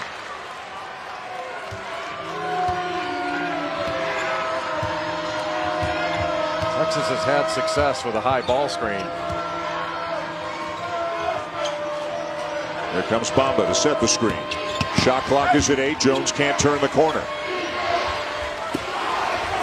Bamba lost it. I don't know what he's doing there. 2-on-1. Williams is fouled as well. Boy, Bamba lost the ball at one end and committed a foul he shouldn't have at the other end. Well, that's just a freshman sequence. Mo Bamba trying to put the ball down below his waist like he's going to make a jab step and move, and it was just knocked away by Jonathan Williams. And then on the other end, a guy with a 7'9" wingspan decides to reach down low by a guy's knees instead of going up and trying to block it or challenge a shot up top. Well, that's where Mo Bamba just showed his youth more than anything. And the Zags back on top.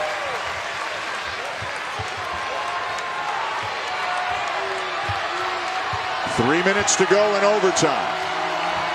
And here comes the high screen with Osadkowski and play a little pick and pop.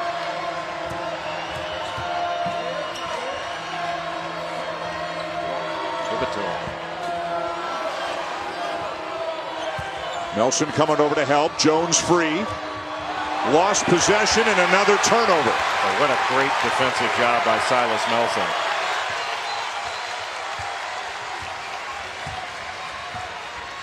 Still a lot of time left in overtime. This is really about running good offense now. Remember, Texas played an overtime game a couple of days ago against Duke, and Gonzaga lost a double overtime game to Florida back on Friday. But what a different feel for Texas. They were devastated going to overtime against Duke, thrilled going to overtime today. And Bamba trying to do everything right there. There wasn't much, but there was enough evidently for his fourth foul.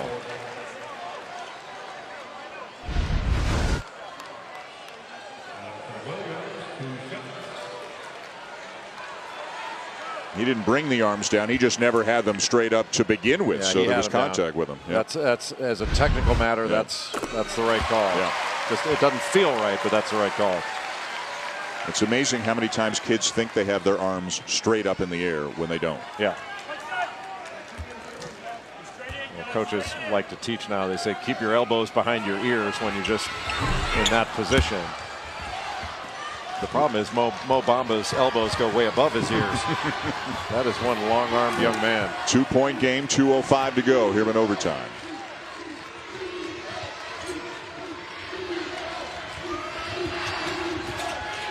Mo Bamba gets up to set a screen, but he's so thin, he really can't get contact. Osadkowski drive, look away, rejection by Tilly, and he comes down with a loose ball as well. That's a fast twitch athlete right there. That may be the volleyball in him. Moving backwards, able to get off of his feet and with his length time it to block that shot. 6'10" sophomore from Francis had a really nice few days here in Portland. I've never seen Josh Perkins pick up his dribble as much as he's picked it up in this game.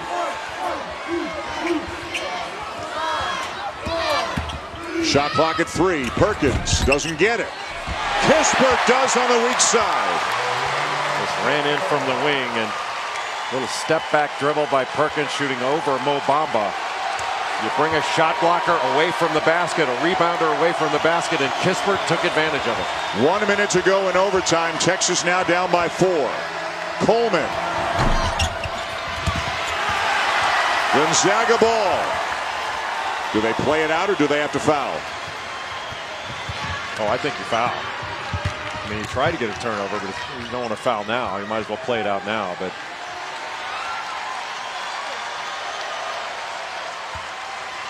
Gonzaga will milk the clock. It's down to 10. Perkins keeps the dribble alive, still going. Williams. And Texas still with a chance. Get to the rim. Coleman trying. Instead, it'll be Roach. Tipped away by Melson. What a play. And the Zags are going to win it. That was a fantastic closeout by Killian Tilly. Coleman is fouled before the shot. Perkins went flying. But what a play by Silas Melson, the senior from right here in Portland, to basically salt it away for the Zags. Well, Tilly did such a good job of closing out and then forcing the dribble, taking away the three. And that forcing that dribble is what helped allow Silas Melson to shoot that gap and take it the other way.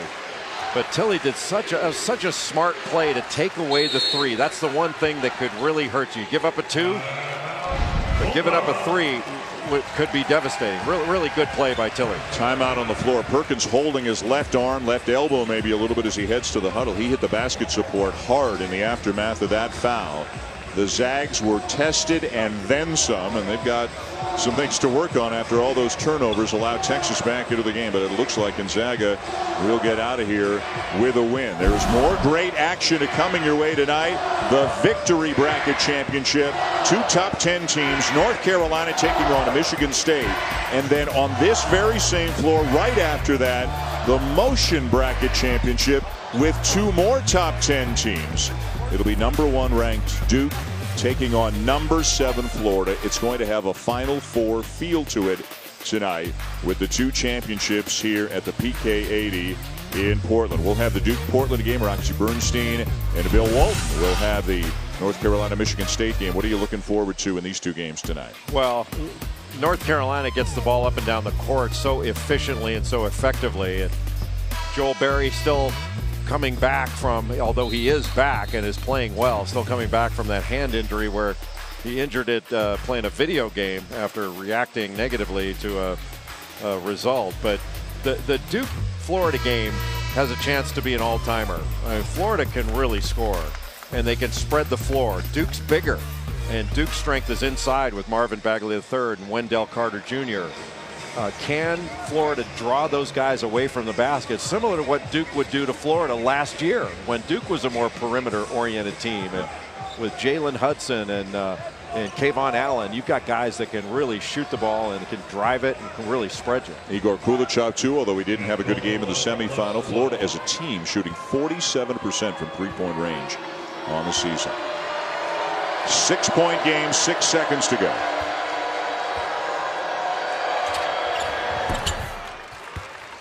Well, give Texas a lot of credit for the fight they showed in the last 10 or 11 minutes of regulation. With the press on, got the turnovers, made some shots, got back into it, but then the Zags, it looks like, doing enough in overtime to get out of here with a win. Yeah, amen to that. Texas really showed some tremendous fight when they got into their press. And it's a team that struggled to score. But when the chips were down, they fought hard and got this game to overtime. Zags can't get it in, so Mark Few forced to use another timeout.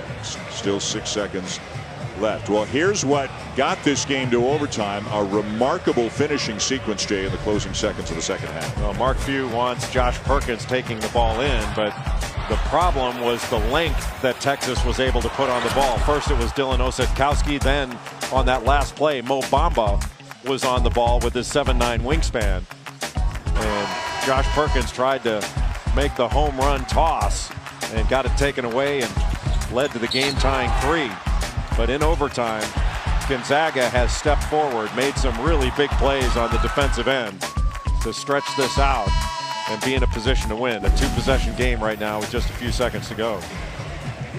Texas making 9 of their last 10 shots in regulation to get it to overtime. Coming back from a huge deficit, as much as 21 points early in the second half. Gonzaga helping them out with all those turnovers.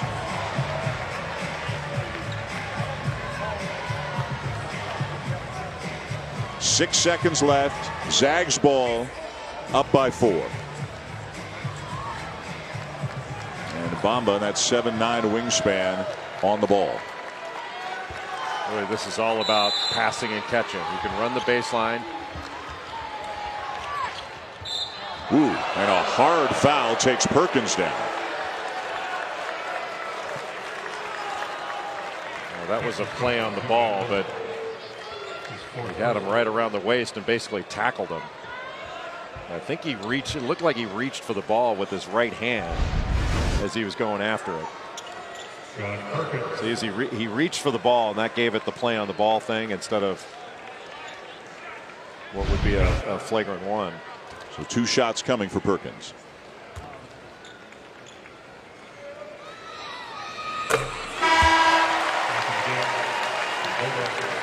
We'll see Gonzaga again a week from Tuesday at the Jimmy V Classic in New York. In the first game, they'll take on another great team, Villanova. How much fun is that going to be? And then Syracuse and UConn, sure to fill up the Garden in the second game of the Jimmy V that night. Closing seconds here, Coleman. And that'll be all. The Zags survive. They need overtime to do it, but they get it done. A couple of good friends, Shaka Smart and Mark Few, embracing after the game. Gonzaga goes 2-1 here with the PK80. Texas goes 1-2 as the Zags survive and win in overtime by a score of 76-71. UConn, Arkansas coming up next, the third place game from the victory bracket. And again, don't forget North Carolina, Michigan State, and Florida Duke still to come tonight in the two championship games here from the Moda Center in Portland.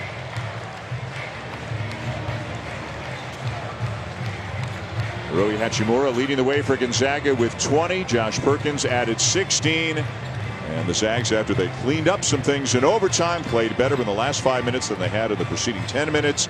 They pick up a big victory today, 76-71.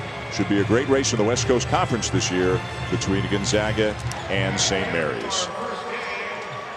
UConn and Arkansas getting ready to take the floor. We are standing by for a post-game interview here with the Zags. Jeff Goodman is standing by.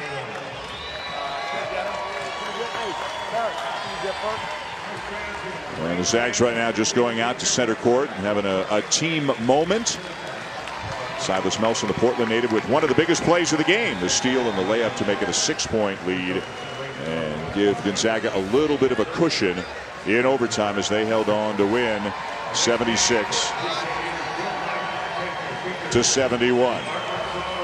Jeff Goodman is with Josh Perkins. Josh, it was an interesting game. What were you thinking after the inbounds? You head back to the huddle in overtime. I had to put it behind me. You know, it was a dumb play on my part, but my teammates did a good job making me put it behind me. We had to win. We left 5 minutes, and we did so. You go back to Spokane 2-1. How do you feel? We'll take it. You know, not where we want to be, but it was a good trip. We fought, and that's what, as a teammate, my guys, that's all I asked for. So Jay Billis has coined a new sitcom, Rui and Fewy. Okay. Who plays Mark Few in this TV show? I don't know. That's a tough one. We got to come back to him now. He kind of looks. We said Kevin Bacon. That's what I said. He looks like Kevin Bacon, so I like Kevin Bacon in that role. Thanks, Josh. Josh Perkins and the Zags with a 76-71 win over Texas. They get it back home 2-1 here in Portland. The PK80 presented by State Farm continues next here on ESPN with Arkansas taking on Connecticut. For Jay Billis and Jeff Goodman, I'm Dan Shulman. Thanks for watching from the Moda Center here in Portland. Let's find out what else is going on as we send it again back to the studio.